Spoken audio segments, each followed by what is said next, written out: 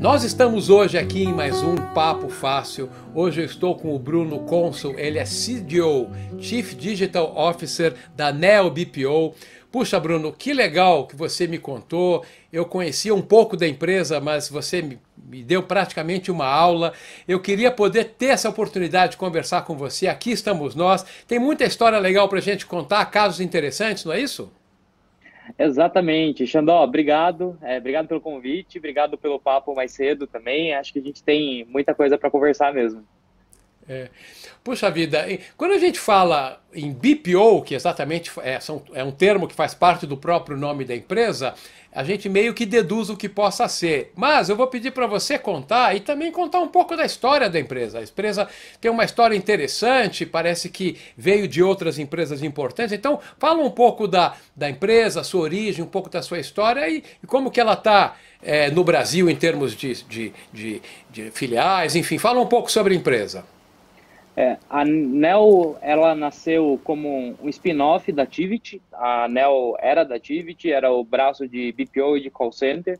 Há 3 anos, mais ou menos, a gente se separou e criou uma outra empresa com outras pessoas e tudo mais. E em novembro, mais ou menos, do ano passado, no ano passado a gente conseguiu... a gente foi comprado de novo, isso pela Sharpen, pelo Luiz Matter, fundador da Tiviti, e o Heraldo, que fundou a empresa também. Então, a gente passou aí de Telefutura, depois Tiviti, depois Neo BPO, até chegar onde a gente está.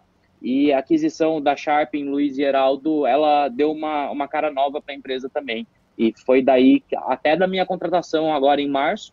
Hoje a gente está presente em 10 cidades, somos em 16 mil colaboradores.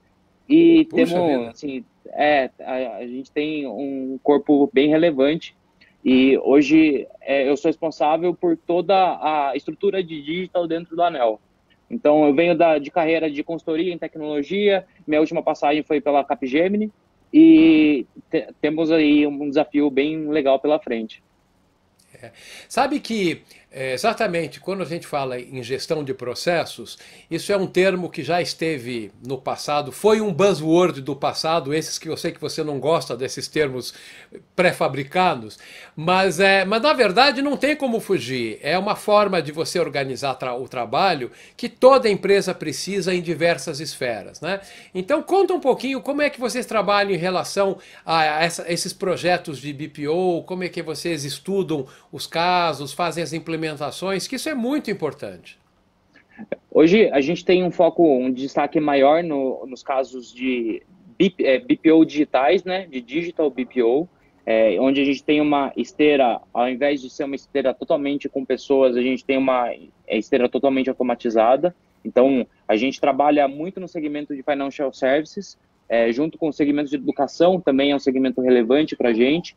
Então, toda a parte de pessoas e de processos mesmo, a gente cuida fim a fim para garantir que a gente tenha uma forma coesa de tratar o que são o core de negócio dos nossos clientes. Então, a gente tem para financial services, desde operações financeiras simples até consignado com mesa de crédito. A gente tem uma solução agora também de assinatura digital, onde eu consigo averbar um contrato de uma forma totalmente digital através de voz e face para reconhecer uma assinatura.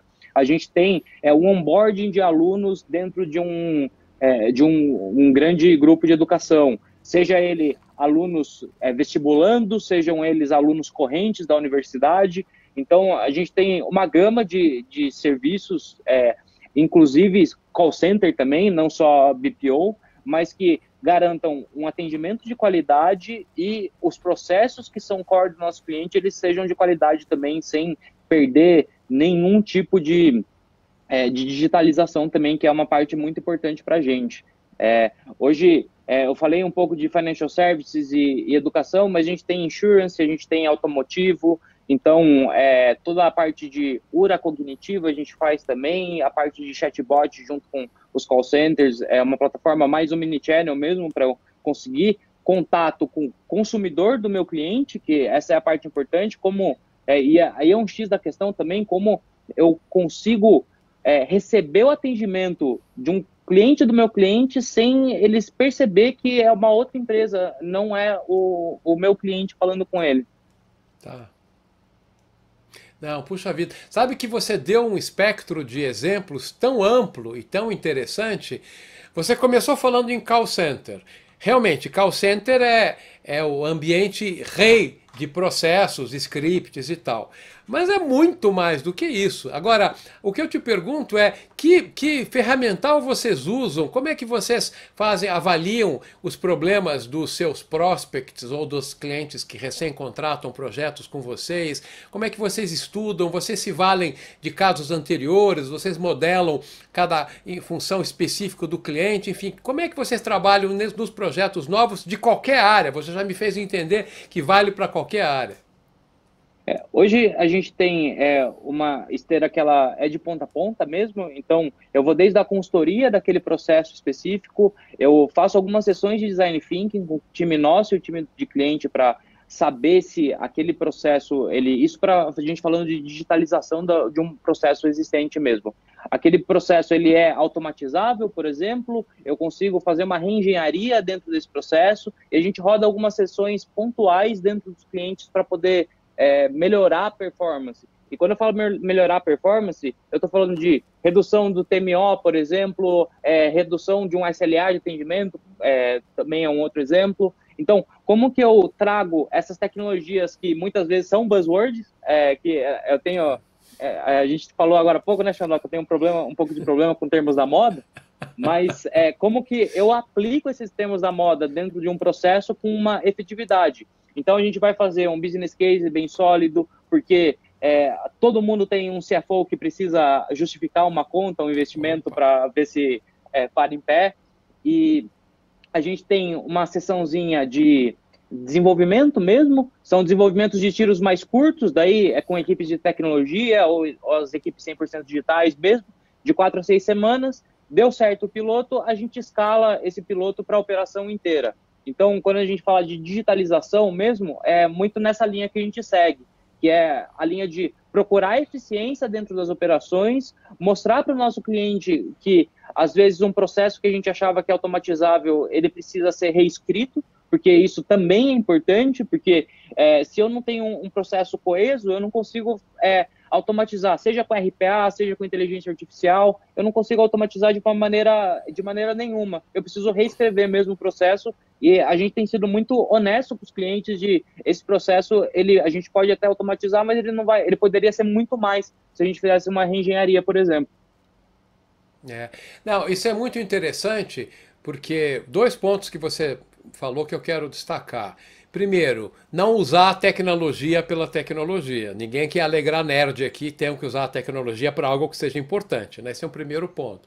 E segundo ponto, vocês têm, puxa vida, 10 anos de empresa, mesmo tendo passado por vários momentos, uma larga experiência em implantar projetos em muitos segmentos. Isso, claro, reverte em benefício, mas aí você faz o design thinking, melhora a interface, enfim, faz esse processo com o cliente visando dar a melhor solução para o caso dele.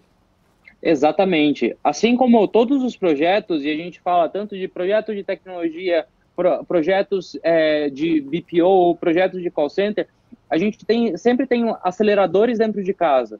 Até porque muitos processos são similares de cliente a cliente. Então, quando a gente fala do setor financeiro, uma mesa de crédito ela é replicável para a maioria dos clientes. A assinatura de contrato ela é replicável não só para os clientes do mesmo segmento, mas amplamente. Todo mundo assina um contrato hoje.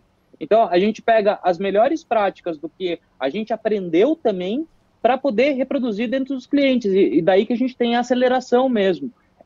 Uma coisa que a gente estava discutindo também se eu tenho... O meu diferencial hoje é eu entender os processos dos clientes. Ela não vai ser só gente, não vai ser só preço. O meu diferencial é porque eu conheço os processos dos nossos clientes, eu consigo escalar, que é uma maneira de, até o uso da tecnologia, ela me permite escalar o processo de uma maneira que eu não consigo fazer só com um humano, e eu tenho a efetividade digital dentro desses processos hoje. Ah, não, perfeito.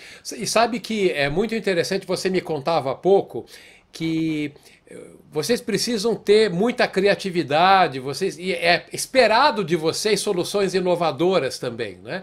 Mas aí eu me lembrei que eu tive um convite por parte de vocês em março de participar de um evento, se eu não me engano chamava Startup Day, que na última hora eu tive um perrengue familiar, acabei não podendo ir, mas isso tem muito a ver com esse espírito de tudo que você está me falando. Comenta um pouquinho dessa ocasião que eu perdi, lamentavelmente, mas eu acho que isso aí mostra como vocês atuam e trazem coisas bem interessantes. Essa é uma coisa muito legal, porque primeiro a gente mostrou a vinda do Heraldo, que é o nosso atual CEO, aliás, a volta do Heraldo para a ANEEL, para a liderança. Então a gente tinha mais ou menos 300 pessoas entre gerentes e coordenadores das operações e as startups que a gente selecionou a dedo para poderem apresentar, porque a gente teve muito cuidado, isso veio muito também da nossa diretora de marketing, de pegar empresas que realmente fazem sentido para o nosso negócio. Então, a gente trouxe empresas de speech analytics, empresas de processos, empresas de inteligência artificial, de gestão de documentos, uma série de empresas para poder mostrar para a gente o que tem de novo, porque no universo com 300 pessoas dentro de uma liderança, é difícil que todo mundo consiga acompanhar a tecnologia do jeito que ela é. Eu abro a cabeça da minha liderança para soluções novas e aplico no negócio de uma maneira mais escalável. Então, a gente fez até um aplicativo para eles verem se aquela empresa ela deu match na operação deles, e quando ela dá match, a gente tem uma cadência agora de acompanhar a startup e a operação dentro da ANEEL para poder ver se a gente consegue evoluir, seja com uma POC, seja com uma proposta, porque todas as empresas que apresentaram coisas para a gente, elas são muito usáveis, utilizáveis dentro da ANEEL. Então, esse esmero também foi importante até para não fazer um evento só por fazer também. Essa é uma linha que a gente seguiu dentro do evento. E o mais engraçado é que o dia do evento foi oficialmente meu terceiro dia dentro da ANEEL. Então, eu cheguei já meio valendo. E foi legal ver a empolgação das pessoas, principalmente com a vinda do Heraldo, que é uma pessoa que tem muita energia mesmo, é diferenciado. Não, isso, acredito eu, seja um diferencial até em outras empresas com as quais eu já tive contato desse segmento de BPO, porque mostra essa predisposição a vocês na inovação, porque jogar um holofote para essas startups, eventualmente, se algumas das áreas internas, você me falava, foram quase 300 lideranças, né, que estavam lá assistindo. Então, de repente, a solução dessas startups caberia para uma delas e vamos em frente. A roda gira, a inovação vem, vamos resolver o problema, a inovação, aplicar a inovação onde ela é necessária. É basicamente isso. Exatamente. E nada melhor do que eu ter um caso de uso real para resolver com inovação. Seja uma inovação feita dentro de casa, seja utilizando uma startup ou um parceiro ou qualquer tamanho de empresa que é. Um dos pontos principais que a gente enxerga dentro da ANEEL é como eu realmente aplico a inovação e não só falo não tenho um departamento de pesquisa, apenas só com doutores pesquisando mesmo. É importante, é muito importante, mas o dia a dia nosso é tão dinâmico que a gente precisa trazer, e o time to market nosso tem que ser muito rápido mesmo, porque senão a gente perde o momento, perde às vezes uma automação que a gente demora pouco para fazer, a gente não pode perder o momento, porque senão a gente já viu, ela já não tem valor mais daqui 3 meses, 4 meses. Perde o trem. Agora, com certeza, numa próxima oportunidade que vocês fizerem um evento como esse, eu for convidado, eu vou comparecer, sem contar que eu acho que tem muita história para a gente desenvolver, a gente evoluir um pouco mais. Assim que acabar essa situação maluca que a gente está vivendo, faço questão de ir lá tomar um café com vocês no escritório, dar continuidade a essa conversa. Vamos fazer? Por favor, Xandó, por favor. Você está mais que convidado, será um prazer. Deixa o café quentinho que eu vou. Não, o café não precisa estar. Pode até não estar tão quentinho, mas tem um bom café lá que eu vou. Obrigado mesmo, O Bruno. café já tá pago, Xandó. Eu que agradeço. Então Eu tá que bom. agradeço, beleza.